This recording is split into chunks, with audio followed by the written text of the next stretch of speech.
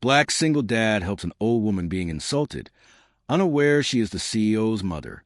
Marcus Johnson had learned something about life the hard way. The people who look the poorest often carry the richest hearts, and the people dressed in expensive suits weren't always the ones with class. He had no idea that one ordinary afternoon, a simple act of kindness would change not only his own life, but the lives of everyone around him. It began with an old woman standing alone in the rain while strangers laughed at her. What happened next would become the story no one in the city could forget. Marcus Johnson was 36 years old. Every morning before sunrise, his alarm rang at 4:30. He never complained. He couldn't afford to.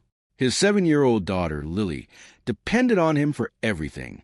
Since his wife, Angela, had passed away from cancer 4 years earlier, Marcus had become both father and mother.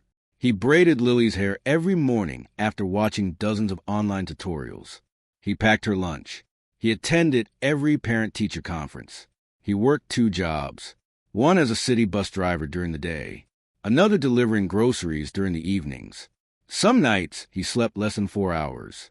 Still, whenever Lily smiled at him, he believed he was the richest man alive. Money came and went. Love stayed. That was what Angela used to say. Marcus repeated those words every day. One rainy Thursday afternoon, after finishing his bus route, Marcus stopped by a grocery store before picking Lily up from school. The parking lot buzzed with impatient shoppers trying to escape the rain. Near the entrance, he noticed an elderly woman struggling with 2 heavy shopping bags. She wore an old gray coat. One sleeve had been carefully stitched by hand. Her shoes were worn. Her silver hair was soaked from the rain. She looked tired. But what caught Marcus's attention wasn't her appearance. It was the crowd around her. A young man wearing an expensive watch stood blocking her way. "You people shouldn't even come here if you can't keep up," he sneered. The old woman quietly apologized. "I'm sorry. My hands aren't as strong as they used to be." Someone behind him laughed. Another shopper rolled her eyes. "She's holding everyone up." The young man kicked one of her grocery bags with his foot. Oranges rolled across the wet pavement. An egg carton burst open. The old woman's eyes filled with tears. She bent slowly to pick everything up. No one moved to help. Marcus didn't think. He acted, leaving his own shopping cart behind. He walked straight toward her. "Ma'am," he said warmly, "please let me help." The young man scoffed. "What, you know her?" Marcus looked directly into his eyes. "I don't have to know someone to know they deserve respect." Silence. The words landed harder than anyone expected. Marcus knelt in the rain. He carefully collected every orange. He picked up the broken carton. He placed the undamaged groceries into another bag.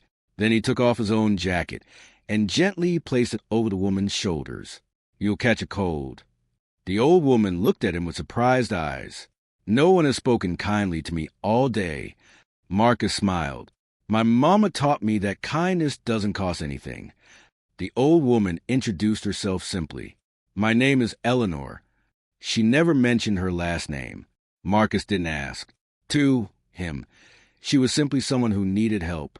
As they walked toward the parking lot together, Marcus noticed her hands trembling. "Can I drive you home?" "Oh, no. I insist." She hesitated before nodding. "I don't like accepting favors." "My daughter says helping people makes the world smaller." Eleanor smiled. "Your daughter sounds very wise." "She gets that from her mother." The drive lasted 20 minutes. Eleanor lived in a modest little house on a quiet street. It wasn't fancy.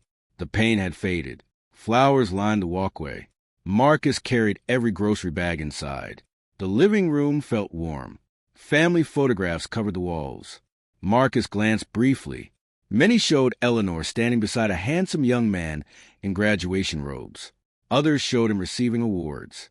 She noticed Marcus looking. "My son works very hard." "I can tell. He worries too much." "Most sons do." Eleanor laughed. "So do fathers." Before Marcus left, Eleanor handed him $20. He refused. "No, you helped me. I hope someone helps my daughter if she ever needs it." The old woman quietly wiped away another tear. "You remind me of my late husband." Marcus smiled. "I'll take that as a compliment." It certainly is. As Marcus reached the door, Eleanor asked one question. What teaches a person to become this kind? Marcus paused, losing everything except what truly matters. The following Monday began like every other. Marcus dropped Lily off at school. He started his morning bus route. Halfway through the day, his supervisor called. "Marcus, someone wants to see you. I've got another route." "They're waiting." When Marcus entered the office, 3 people stood inside. One wore an expensive, tailored suit. Another carried a leather briefcase. The third was Eleanor. She smiled immediately. "There he is." Marcus blinked. "Eleanor?" The man stepped forward. "My name is Daniel Carter." Marcus shook his hand. "I'm afraid we've never met." Daniel smiled. "No, but my mother has spoken about you every day since last Thursday." Marcus froze. "Mother?" Daniel continued. "My mother has a habit of dressing simply. She says it reminds her who truly sees people." Marcus looked confused. "I don't understand." The supervisor suddenly stood straighter than Marcus had ever seen. Daniel handed Marcus a business card. At the top were 4 words: Chief Executive Officer. Below that, Carter Industries. Marcus recognized the name immediately. It was one of the largest logistics companies in the country. Thousands of employees. Millions in annual revenue. He looked at Eleanor. "You never told me. You never asked." Marcus laughed softly. "I guess I didn't." Daniel smiled. "Most people recognize my mother from magazines." Marcus shrugged. "I don't read many magazines." Everyone laughed. Then Daniel became serious. "My mother watched dozens of people ignore her. They judged her clothing. They judged her age. They judged her worth. But you never looked at any of those things." Marcus answered quietly. "My mother cleaned hotel rooms. My father repaired roofs. People judge them every day. I promised myself I'd never become one of those people." Daniel took a long breath. "Carter Industries has been looking for a new director of community outreach." Marcus almost laughed. "I drive buses. My degree is in business administration." Daniel smiled. "I know."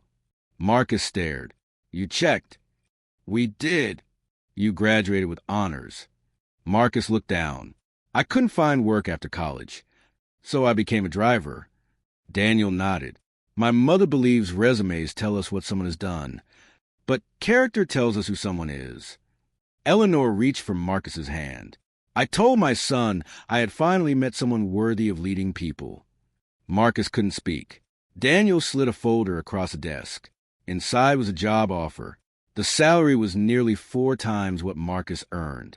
Health insurance, education benefits, flexible hours, scholarship for Lily. Marcus stared in disbelief. "I don't know what to say." Eleanor smiled warmly.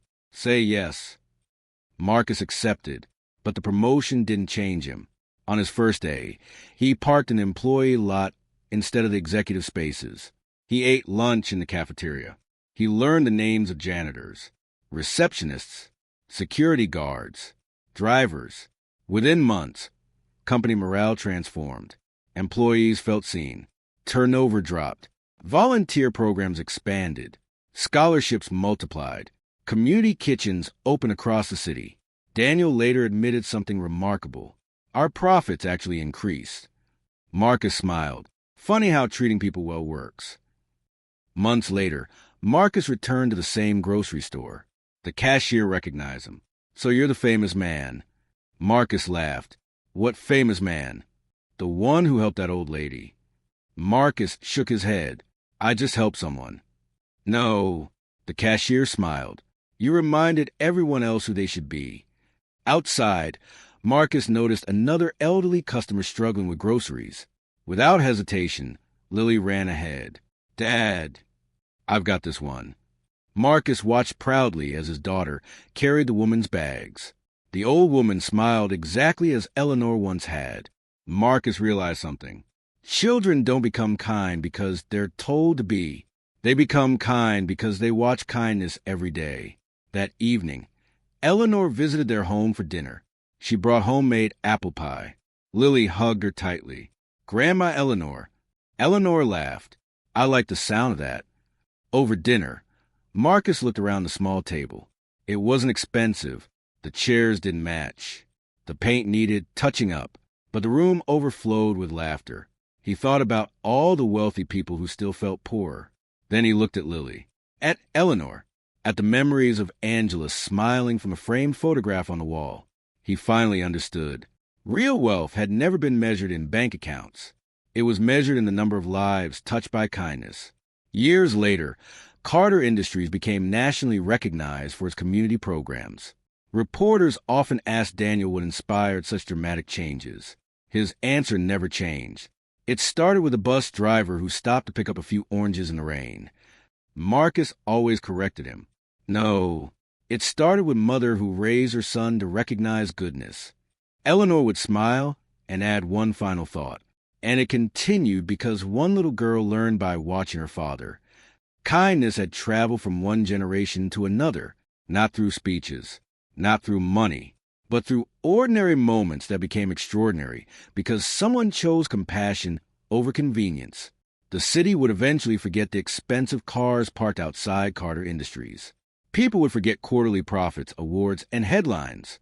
But they never forgot the image of a tired single father kneeling in the rain beside a stranger everyone else ignored, because that simple act proved something the world desperately needs to remember. You never know who someone is. More importantly, you never know what your kindness might become. Respect should never depend on someone's clothes, age, race, job, or social status. The greatest opportunities often arrive disguised as chances to help someone who can offer nothing in return. In the end, compassion is the only investment that always pays dividends, not because it leads to rewards, but because it reveals the kind of person you truly are.